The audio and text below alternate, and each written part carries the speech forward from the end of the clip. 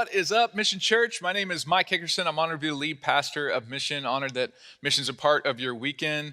Man, our church exists to help people find and follow Jesus. That's what we go after together. So, I love what God is doing in and through the people that make up our church. And so it is Valentine's Day. It's February 14th weekend here. So maybe just in the chat, we can just do a couple things. Like if you had like a favorite Valentine's Day candy, is it like the little hearts that taste like chalk, which I actually like? Is it like sweet tart things? Is it like chocolate covered strawberries? Is there a Valentine's Day candy that you like, or maybe from your childhood that you liked? I won't get into the Hershey's Kiss story when I was in fourth grade that a girl didn't like me but gave me the biggest Hershey's Kiss forever. I won't get into it. It's too painful.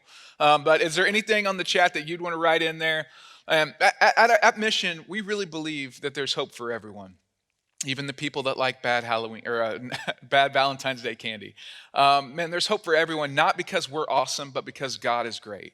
And because God sent his son Jesus in our imperfection, because there are no perfect people on this chat, in this room, on this stage, at our church. There are no perfect people, but there's a really perfect God. But in our imperfection, while we were still far from God, God sent Jesus to pay for that rebellion that we caused to separate the relationship. And man, that means that there is nothing we can do to make God love us more, and nothing we can do to make God love us less. He loves us, can't love us any more than he did the day that he sent his son for us. And that means there's hope for every single one of us. No matter where we've been, no matter what we've been through, no matter how far we run away from God, no matter how good we think we are, there's hope for every single one of us because God sent his son Jesus, and that's good news. We've been in this series. We started last week, an unbelievable message last week to kick off this series called Better For It, where we said, okay, we're all going through it. Like we're all in it. And as far as I know, every pandemic is ended that's ever existed, but we're in it and we're going through it. But it would be a shame to not get on the other side of it, even though we're catching our breath, even though we've been through it, that we would want to come out on the other side better for it. Like that's what we want to go after. How could we be better for it? How can we be better in maybe creating some better habits? And Jody's message was incredible last week to talk about how some habits have been revealed in us that maybe we've started, or some habits that we wish we had pre-COVID that we'd want to have maybe in COVID that'll help us last after COVID and we can be better for it. Today we're going to be talking about how we can have a better response in the middle of it and we can be better for it on the other side of it. We're going to talk about better opportunities that we have, and we're going to talk about a better future that God would have for us. I cannot wait for us to walk through this together and be better for it. In fact, we also kicked something off last week on Monday night. Mondays at 8 p.m., the Better For It workshops premiered, and it's incredible. So the Better For It workshops are just a simple tool each week to kind of take some practical next steps from the weekend and go, okay, how can we put some practical things into place to be better for it? And so if you're a part of the workshop last weekend, we walked through the replenishment cycle, incredible tool to help us be better for it on the other side. This weekend, I'm so excited. This week, I'm so excited. If you didn't catch the week one, go back and watch it. It's on demand on Instagram or Facebook or YouTube. Make sure that you take that step to be better for it. Because I think on the other side, we're all looking for when will we get back to normal? Or what's this new normal going to look like? Or some version of normal that we think we're going to get back to. But what I'm learning is that wanting or intending or wishing things to be better and get back to normal doesn't actually change us to get back to normal. I have to engage in the activity if I want to get back to normal. I have to engage in the activity. I can't just wish to be better. I can't just want to be better. I can't just hope to be better. I've got to do the stuff today that will enable me to do tomorrow what I can't do today so that I can be better for it over there. Kind of the tagline of this series is that because pain without gain is a shame. Because we're all going through it right now, and we're all going through crazy amounts and maybe different levels of pain associated with the things that we're in, with the pandemic that we're in. But pain in general comes our way, and pain without gain is a shame. So if we're going through it, how do we go through it and be better for it on the other side? Because pain, we will have immeasurable amounts of pain, and this won't be the only pain-filled or trouble-filled season that we have in our life. And so this is going to be hope-filled, but life hurts sometimes. Maybe it hurts now for some of us. People will die, friends will fail, cars will wreck, Diagnosis will happen. There'll times that we will be hurt. We'll be stabbed in the back. We will be passed over. We will be not recognized. We will be accused. We'll sometimes be alone. Sometimes we'll be abandoned. Sometimes we'll be confused. And sometimes we will be overwhelmed with grief because pain happens. But how can we have pain without gain? Because that would be a shame. Because pain is coming. So how do we have a better way to get through the pain and be better for it on the other side? We can't control what I'm learning, and maybe you know this. I can't control the pandemic. Shocker. And maybe the pandemic is like revealed our lack of control, or revealed our lack of we need to have security in the future, and we don't know what the future holds. But what we know is that we can't control much that comes our way. This has been exciting for me this week. But we have a superpower. And I know that sounds really cheesy, but I've been watching a lot of Marvel's movies lately with my daughters. And I'm realizing that in the midst of pain, we have a superpower. And so if you're a kid on here, you can tell your parents that they have a superpower. You can just say, Mom, Dad, you have a superpower, guys. This is amazing. We have a superpower. And this pandemic has left us with choices, and our superpower, we'll get to it, it empowers us. It can turn bad things into good things. Our superpower can turn wrong things into right things. Our superpower can thwart evil intent of evil people, not just in pandemic, but in life. Our superpower has the power to reverse the course of our life, but it is so easy to miss in a time of crisis. But if we will engage our superpower in this moment, and from here on out, I promise you, we will all be better for it. Do you want to know what it is? Our superpower is our response. I cannot control anything that happens to me most of the time, but I have a superpower to control my response. So if we're going to be better for it, and not just get through it, but get on the other side of it better, we got to engage that superpower of our response. The right response is powerful. I would say we have a respondability to respond right because it's in our control. You have respondability, not just responsibility. You have a responsibility to have a respondability. That's too fast, but you'll get it later. But the right response is powerful.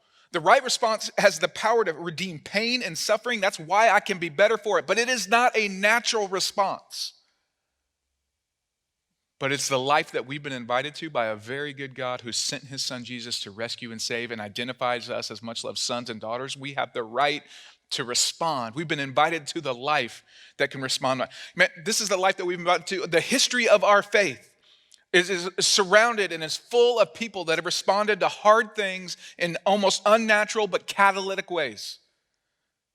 I mean, let me just walk through Jesus. Jesus surrendered to his enemies. He didn't put up a fight for his human enemies of the time because that's not who he was fighting. He chose not to defend himself at trial.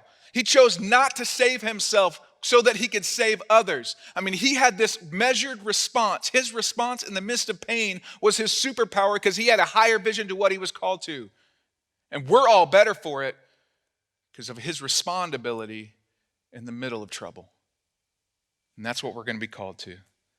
So when bad things happen, when trouble comes, not if, we've lived enough life to know, our response matters. And so we need to figure out how we're going to be better for it in the midst of the bad things, in the midst of the trouble that we're all in. Or maybe that's even coming our way. The first is that we can deny it or admit it. Like we have a choice of how we're going to respond. We can live life like pretending things didn't happen, wish it away, act like it didn't happen, live in denial as long as you want. We can sweep it under the rug. We can do all that stuff. We can deny that it ever happened, or we could admit it. Like, man, I'm going through it right now. No, or we just become a hypochondriac. No, I'm fine, or everything's fine. Well, you're not fine. It's okay not to be fine. Who told you had to be fine all the time? Now we just want to deny it, or I think the more powerful response is to admit it, man, I'm not doing it. I'm struggling. I need some help. I'm hurting right now. My job is hurting, or our relationships are hurting, or finance is hurting, or my family's hurting, or mentally I'm struggling, or relationally I'm struggling, or spiritually I'm struggling. We can either have the choice in the moment, and our response is our superpower. We're going to deny it, or we're going to admit it. We can stuff it, or reveal it.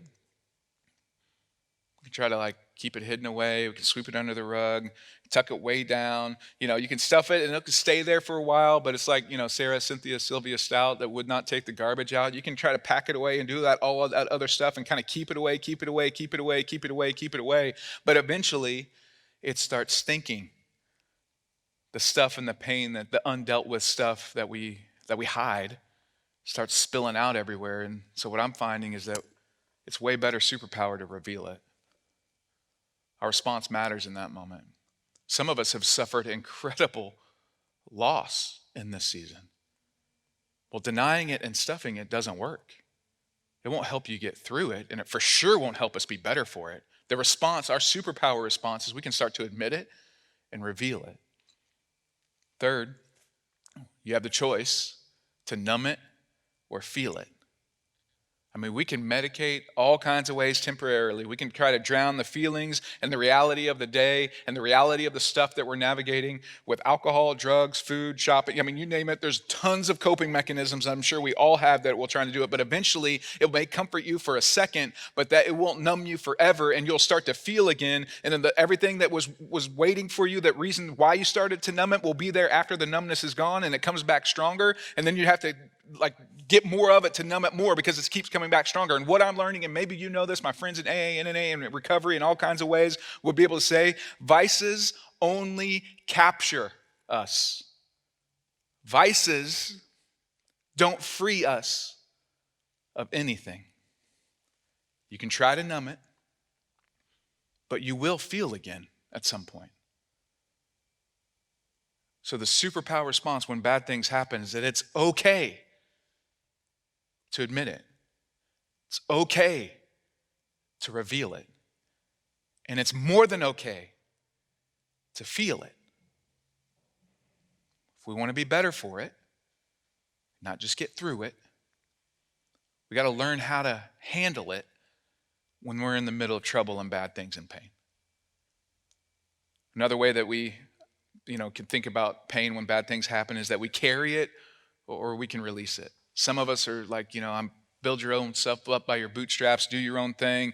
I'm not, I can't deny it. I can't stuff it. I can't numb it. So I'll just hold it. I'll be the one that is strong enough. I'll be the one that never let him see you sweat, never let him see you bleed, never let him see you be weak, never do anything. I'm going to work through all my life and I'm not going to need anybody or anything. And I'm just saying, when bad things happen, no matter how macho you are, no matter how much grit you have on the inside, no matter how strong that you are, no matter how, whatever thing that you got inside of you, we are not destined and designed to carry the weight of human pain and suffering on our own. So I'm learning the superpower that we can respond with is that we can release it to a trusted God and trusted friends to carry the load. And all this points to the best response is that when bad things happen, we want to go to God with it. He's not surprised by it. When you admit to God, when you reveal to God, when you feel with God, when you release it to God, God is going, that's exactly the response that I'm wanting. I want to be in this with you. Will you allow me to be in this with you and carry the load that you were never meant to carry? God is big. He is near. He's here. He's our refuge. He's listening, and you can cry out to him. You can trust him. If you've been carrying your own load for so long, or you've been trying to carry the load for your family for so long in the middle of all this bad stuff, that is not your job description. Go to God with it. He'll hold you, listen, calm your heart, and give us everything that we need. In fact, it's a good day to admit that, man, we've been through it in this season. So I'm pumped, and we've been talking about on February 23rd to have a worship night where we can kind of reflect and kind of go, okay, let's have a worship night together. And sometimes worship is loud and celebratory and amazing, and because we're telling God who he is and we're so grateful and our hearts are connecting. That's great. But sometimes we just need to admit in worship, God, this has been a heavy season of loss. Some small losses that feel huge and some huge losses that we haven't let ourselves feel at all. So why don't we have a moment and say, God, you're in this with us. And we want to admit it and reveal it and feel it and release it. And we want to go to you with it in the midst of hard times. That's what worship is for too. So I'm pumped about February 23rd, worship night. It's going to be great. Man, one of the two things that happen in times like this is we can run from God or we can run to him. And I'm begging you today to run towards God. There's probably when bad things happen is one of the things that I would say, one of my favorite verses where Jesus is interacting with some of his friends in his biography of John in the Bible. It kind of walks through this. And man, I love this because following Jesus isn't always easy, but it's not complicated. And so I'm going to just maybe set the scene. John 6:60 says, on hearing this, many of his disciples said, this is a hard teaching, who can accept it? So just set the scene. Jesus has been teaching to a big crowd, and he kind of does a harder teaching that is not difficult to understand, but he's calling them to radical obedience and dependence on who God is. Shocker. And so he's calling them, and then people start leaving. And so goes on, and it's a hard teaching. From this time, many of his disciples turned back and no longer followed him. Because following Jesus isn't easy. It's not complicated, but following him is not always easy, even in the midst of trouble and pain and difficulty. And I love the humanity of Jesus here. He looks at his crew that have been with him through it all, and he's going, you don't want to leave too, do you? I mean, it's getting difficult. The season we're in is difficult. I just did a hard teaching about having complete dependence on God, and people are bailing because it's not easy. And he looks at his crew and he looks at us and he goes, you don't want to leave too, do you? I mean, you know who I am. You've seen me do amazing things. I've rescued and I've saved and I've healed and I've touched and I've called and I've invited you in. You don't want to bail because it gets difficult? Love that. Jesus asked the 12, and it goes on. Simon Peter, who's kind of like the spokesperson, he always puts his foot in his mouth, but I love this part of what he says. Lord, to whom shall we go? Like, where are we going to go? We know who you are. You have the words of eternal life. We believe and know that you are the Holy One of God. When life gets difficult, when it's not easy all the time to follow Jesus, but it's not complicated, like when you're in the midst of despair, when I'm in the midst of despair, this is the verse that I cling to. This is exactly what I would respond. I don't know where else to tell us to go other than the person of Jesus Christ in the midst of our despair, because we believe and know that he is the Holy One of God. That's our superpower, our response. Peter's like, dude, where are we going to go? We're going to go numb it? We're going to go hide it? We're going to go run away from it? We're going to go deny it? We got nowhere else to go because we believe and know that Jesus is the Holy One of God. And I would want that to be an encouragement to us to hold on, that God has not bailed when we're going through it. We have a respondability to anchor ourselves in the truth of who he is. We believe and know that you are the Holy One of God. I mean, it's all over Scripture. Like our response in the midst of pain and trouble and suffering and trying times. In fact, Psalm 34:18 says it this way, and this may be us this weekend, this morning, and maybe the Lord is close to the brokenhearted and saves those who are crushed in spirit. You need to know that when you're going through it and when you are in it, God is near to you. He favors you. Have you ever had a son or daughter get hurt? You know, like that really hurt or really crushed or really down? Like you're not running in trying to shame them and tell them how they can be better. Sometimes like God is just running in and sitting with for a while to go, I am near to the brokenhearted and I save those who are crushed in spirit. That's my job, God says. That's my job description. Want to be better for it? Have a better response and realize that God is near in the midst of it. That doesn't always make you feel better, but it lets us know, believe and know that he is the Holy One of God. 1 Peter 5:7 says it this way. Cast all your anxiety on him because he cares for you. This may be a life verse for us. I mean, you're like, I don't memorize scripture, but I need to put that one in my, live, laugh, love little bathroom place, whatever that is. I need to, because when anxiety comes, When fear comes, when I'm in the middle of it, when I don't know how it's going to turn out, when I don't know what to do, when I feel all sped up on the inside, I can say, you know what? You know where my anxiety is supposed to go? You know what God has said to do with it? Not hide it, not deny it, not stuff it, not numb it. He said, give it to me. That's my response. That's my superpower. Is God is going, you're not meant to hold it. Cast it. Cast all your anxiety on him. Why? Because he cares for you. That's good news. He's not rubbing your face in it, trying to correct your behavior and mad that you're worrying all the time and mad that you're anxious. No, he's like, I care for you. You're not meant to hold this. That's my job, God would say. Probably one of the anchor verses for me in the midst of turmoil is John 6 that we walk through, and then John 16 is maybe what we'll go through right here. It says, I have told you these things so that in me you may have peace. Because in this world you will have trouble, but take heart. That's our responsibility. That's our response. Take heart. I have overcome the world. Let me just highlight a few things. Because I'm always like, the way I read Bible, I'm like, all right, Jesus says, I have told you these things. What are the these things that he thinks that I'm going to know, that I'm supposed to know already? Like these things, like I'm the bread of life. He who comes to me will never go hungry. That's some of these things that I'm supposed to know. These things that'll help me live through hard times and help my responsibility. My response is, I'm the light of the world. Whoever follows me will never walk in darkness. These things is, I'm the good shepherd who lays down the life for his sheep. These things are stuff like, I'm the vine, you are the branches. Remain in me, you will bear fruit. Without me, you can do nothing. These things is like, you didn't choose me, I chose you. These things, as much as the Father loves me, that's the same way I love you. I got to know in the midst of it, I got to be tethered to these things, so that I can live in peace, so that in me I can have peace. In the midst of turmoil, in the midst of trouble, in the midst of pain, in the midst of pandemic, there is no other place where peace is found. Other than in Jesus, we can have peace. Peace and pain can coexist. This isn't a hope for peace or a wish for peace.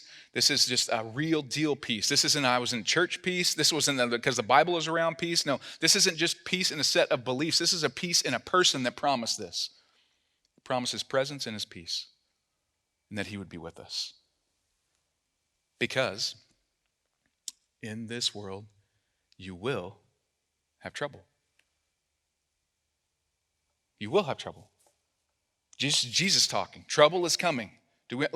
Not I can't find my keys trouble, but like pandemic trouble, like big thing trouble, like all the stuff we talked about at the beginning, pain trouble. All those things are coming our way. And praying harder is not going to stop pain coming our way or trouble coming our way. Living better is not always going to stop trouble coming our way. Church attendance isn't going to stop trouble from coming our way. Faith isn't going to stop trouble from coming our way. More giving is not going to stop trouble from coming our way. Those things are great, but trouble's coming our way even when you follow Jesus. And sometimes following Jesus will make trouble come your way even more.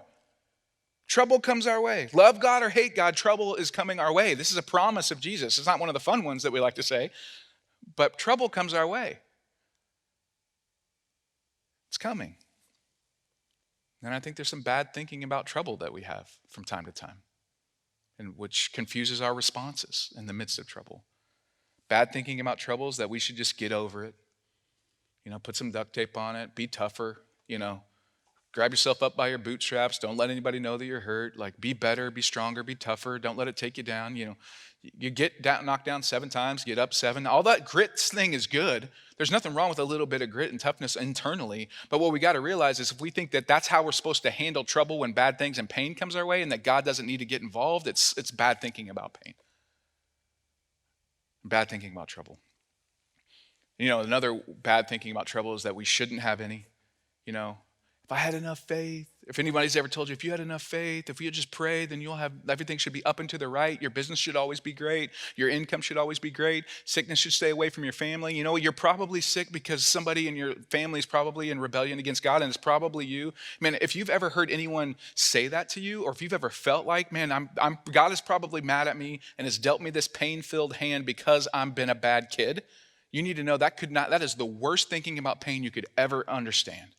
And if any church has ever communicated that to you, I am so sorry. It could not be further from Scripture and further from the heart of Jesus and what God has called us to. So it's bad thinking about pain that we shouldn't have any. Another bad thinking about pain is that it won't happen to me. These are usually a little bit younger, thinking that they're invincible. They haven't lived enough life yet. And then pain shows up and they don't know how to handle it. They haven't had that response muscle. They don't have a respondability. They don't know about their superpower in the time of trouble, that they can have a better response in Christ. Bad thinking about pain is that God owes me something better. I mean, if I do good, then he should give me good. So he owes me. He owes me better. So when pain comes my way, I haven't built my response muscle.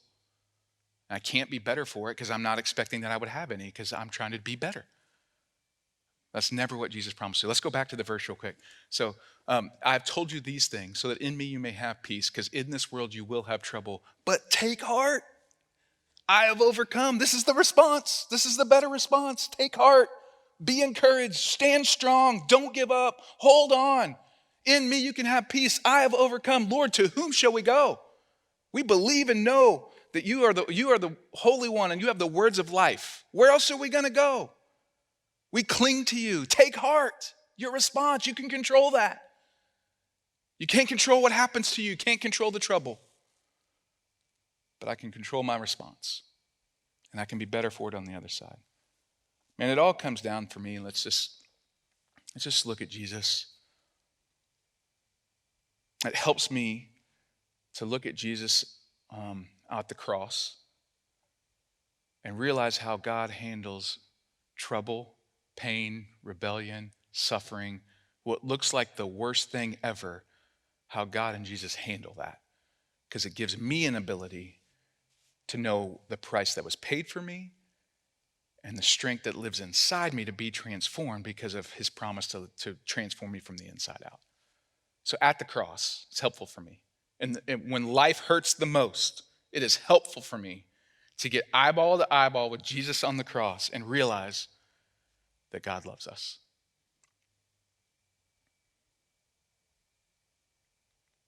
You may not feel it, but the cross is screaming throughout history of God's desire, affection, resoluteness to rescue and save his sons and daughters, to bring them back to him. He loves us. At the cross, man, I realize that God allows freedom and maintains control. Yes, stuff is going to happen.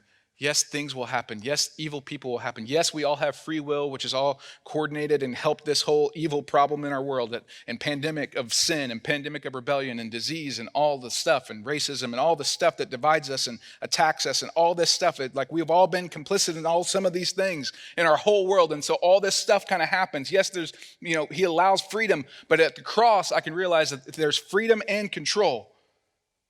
Was God in charge of the cross? Absolutely. Did men make choices? Absolutely. Somehow God maintained freedom, let men maintain their freedom, but also maintain control. Why didn't God stop that? And God goes, no, I am stopping the bigger thing that you don't understand. I am stopping it. I will stop it, and I can stop it. But for now, I want to know that your respondability, your response in the middle of trouble is to trust me and come to me with it, because I've got a bigger plan going on than you could possibly imagine. And at the cross, I look and see that God can use the worst for eternal good. I mean, on Friday, let's be honest, it doesn't look like a great day for Christianity, because we don't have that perspective. If you're one of Jesus' buddies, one of Jesus' closest followers, it does not look like a great day on Friday. On Friday, it makes you think that God is not powerful or real. It's a sham. It's a joke. It's the worst possible thing that could have happened on the planet Earth was that Friday that Jesus was crucified. That's the worst outcome. If you're living that day, you think it's the worst possible thing. But our vantage point on this side of history is that it's the best day in history. It's the anchor of our story. Because God can use what seems like to be the worst that we're going through to bring out his best in us. Let me just wrap. Maybe the next time when bad things happen or trouble comes our way won't be like this time, where we've had to get through it, maybe we can be better for it. Maybe we can realize that our response we can control. That we can not hide it, deny it, like numb it, that we can feel it and do all that, reveal it and all that stuff and go to God with it because he said, in me you can have peace. Because in this world you will have trouble. But take heart. You can respond better. Take heart. I have overcome the world. Let me pray for us. God, I needed this. I need you. I need to be reminded that you have not promised a pain-free existence. But God, you have promised that your presence will be with me. And I can hold you to your promise. God, you promise that I can cast all my anxiety on you because you care for me. So God, you're not interested in how good I can hide. You're not interested in how much I can stuff under the rug. You're not interested in how tough that I am. You're not interested in any of that stuff or how much I can carry the load by myself. God, you are interested in, do I trust you enough so that in you I could have peace? Do I believe and know that you're the Holy One of God?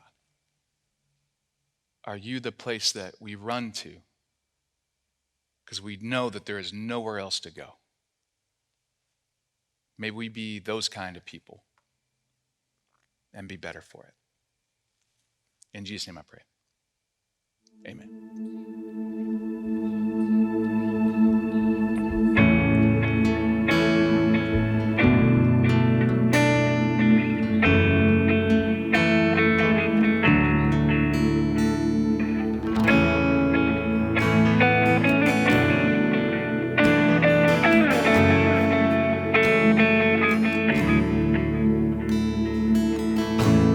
I've carried a burden for too long on my own. And I wasn't created to bear it alone.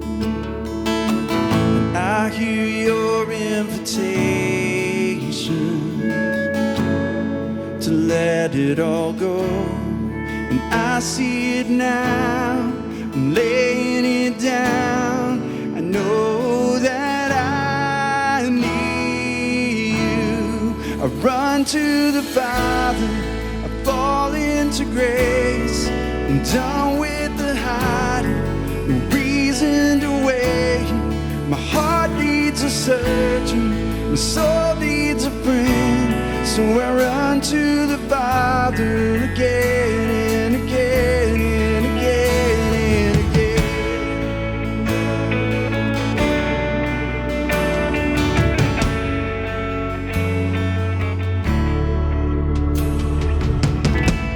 You saw my condition,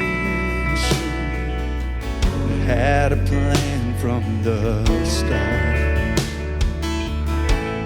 Your son for redemption, the price for my heart. I don't have a context for that kind of love. I don't understand, I can't comprehend. All I know is I need you. I run to the Father, I fall into grace. I'm done with the hiding, no